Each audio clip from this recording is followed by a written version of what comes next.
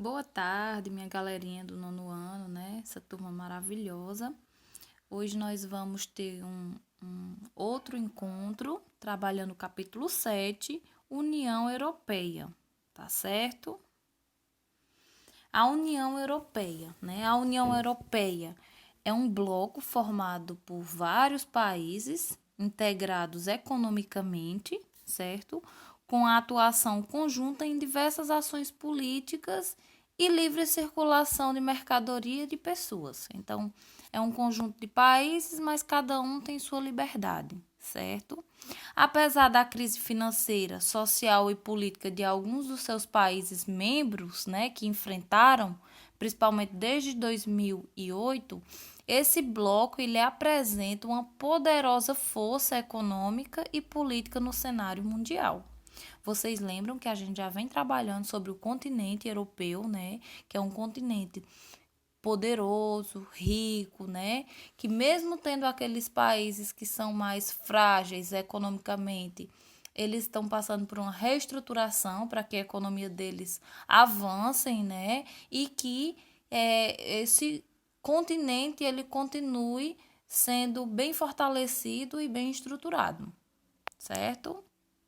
Nós já vimos que países integrantes da União Europeia, com economias mais frágeis e que ainda haviam recebido pesados investimentos externos, como Portugal, Irlanda, Grécia e Espanha, né? A gente viu até em outro capítulo aí atrás. Viram-se em sérias dificuldades para honrar seus compromissos financeiros, mas sempre há uma questão de reestruturação desses países que estão passando por problemas, para que a economia da Europa ela fique balanceada, né? Fique um país ainda considerado um país não, um continente europeu ainda considerado bem estruturado.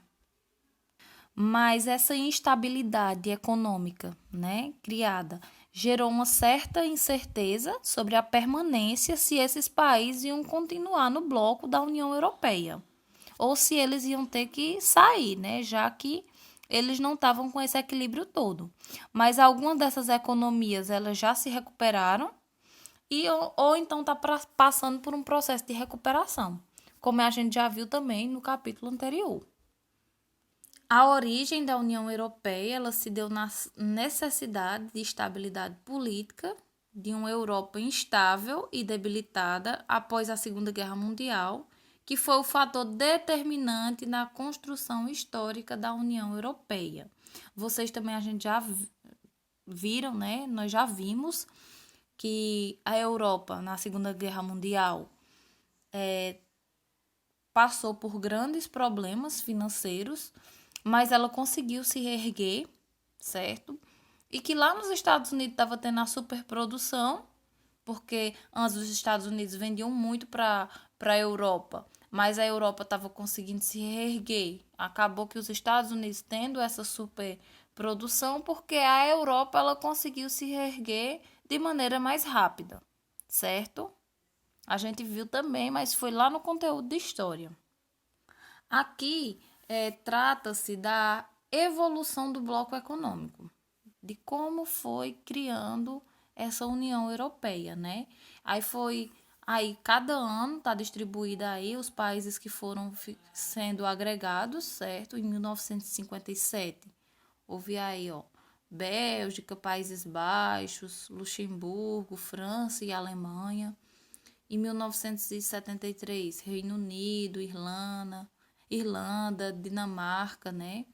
81, Grécia e assim por diante. Vocês podem perceber que no decorrer dos anos foram se integrando vários países a esse bloco, tá certo?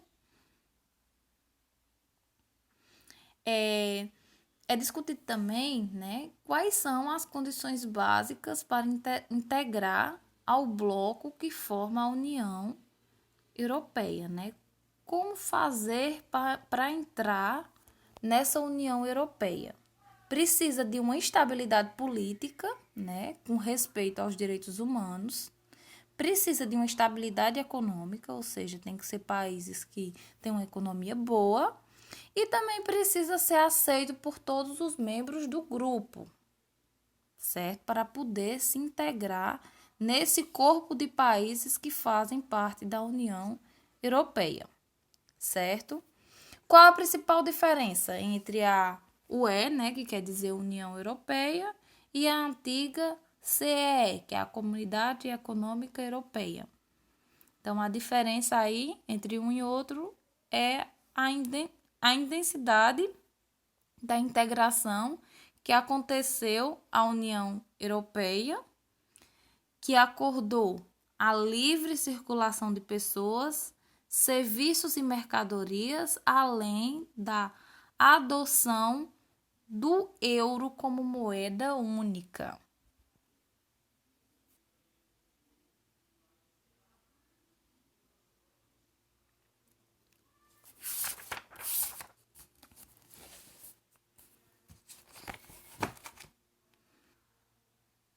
Outro ponto bastante comentado é sobre a população idosa da Europa, que é um desafio para o sistema previdenciário, certo? É muito discutido que, como a população tem um maior número de idosos, certo? Esses idosos eles precisam destinar mais recursos para o pagamento das aposentadorias, né? Vocês sabem que se tem muito idoso, vai ter que pagar o aposento deles. Porém, se há mais idosos que jovens e adultos trabalhando, há uma crise previdenciária. Porque se tem mais pessoas velhas na população que precisa ser pago essa previdência, né? E há um pequeno número de jovens, né, de adultos, porque vocês sabem que quando o lugar é bem desenvolvido, há uma queda da taxa de natalidade, as mulheres acabam não tendo tantos filhos e a expectativa de vida é alta. Por que é alta a expectativa de vida? Porque as pessoas acabam vivendo mais, porque tem uma melhores condições de vida, né? Tem uma boa alimentação, tem recursos, tem dinheiro muitas vezes para ir para um hospital melhor, certo? Para fazer determinados exames que constam determinada doença que pode ser tratada. Então, essa população, ela vive mais. Então, esse continente, as pessoas vivem mais e futuramente vai ter uma crise aí previdenciária, porque se tem mais idosos, vão ter que pagar mais aposentadorias, certo? Então, a crise previdenciária está associada ao fato de que, a partir de 2050, haverá uma maior parte da população para receber aposentadorias e uma menor parte trabalhando e pagando os impostos para manter esse sistema funcionando, né? Esse problema ele está relacionado ao crescimento vegetativo negativo, né? Poucos nascimentos, que pode ser observado na maioria dos países do continente. É como eu falei para vocês, há uma queda da taxa de natalidade. As pessoas acabam tendo poucos filhos e a população ficando mais idosa. Então, no continente europeu, né, nesse capítulo de vocês, é comentado sobre isso. Hoje eu dei só uma pequena introdução, mas na próxima aula a gente ainda vai continuar sobre esse mesmo conteúdo, certo?